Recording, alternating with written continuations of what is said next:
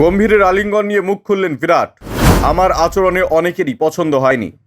চলতি আইপিএল টুর্নামেন্টে ইতিমধ্যেই বেশ জমে উঠেছে। সম্প্রতি বেঙ্গালুরুর এম চিন্নাস্বামী স্টেডিয়ামে কেকেআর বনাম আরসিবির ম্যাচের আয়োজন করা হয়েছিল। সেই ম্যাচ চলাকালীন কলকাতা নাইট রাইডার্স দলের মেন্টর গৌতম গম্ভীরকে আলিঙ্গন করেছেন রয়্যাল চ্যালেঞ্জার্স বেঙ্গালুরু দলের প্রাক্তন অধিনায়ক বিরাট কোহলি। অবশেষে এই আলিঙ্গনের ব্যাপারে প্রথমবার মুখ খুললেন বিরাট। তিনি স্পষ্ট জানিয়ে দেন যে এই আলিঙ্গন দেখে সমর্থকেরা একেবারেই খুশি হতে পারেনি। তাঁদের কাছে সমালোচনার যাবতীয় রসদ শেষ হয়ে গিয়েছে। একথা সত্যি যে 2024 আইপিএল টুর্নামেন্টে রয়্যাল চ্যালেঞ্জার্স বেঙ্গালুরু বনাম কলকাতা নাইট রাইডার্সের গোটা ক্রিকেটে বিশ্ব কার্যত তাকিয়ে রয়েছেন। কারণ এই ম্যাচের হাত ধরেই ফের একবার সম্মুখ সমরে দেখা গিয়েছে গৌতম গম্ভীর এবং বিরাট কোহলিকে।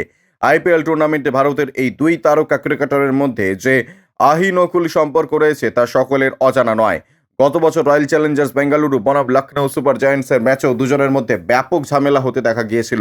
তবে এই বছর বিরাট কোহলি এবং গৌতম গম্ভীর যাবতীয় শত্রুতা ভুলে একে অপরকে আলিঙ্গন করে নেন। সেই ছবি সোশ্যাল মিডিয়ায় মুহূর্তের মধ্যে ভাইরাল হয়ে গিয়েছে। দুই দলের সমর্থকেরাও যাবতীয় উচ্ছ্বসিত হয়েছিল। তবে আরসিবির তারকা ব্যাটার এই সংস্থার ইভেন্টে গিয়ে মন্তব্য করেন যে বিরাট এই হেন আচরণে অনেকেই বেশ আশাহত হয়েছে, কারণ নবীন উল হক এবং গৌতম গম্ভীরের সঙ্গে তার যাবতীয় সমস্যার সমাধান হয়ে গিয়েছে। ব্যুরো রিপোর্ট, ইউজে নিউজ।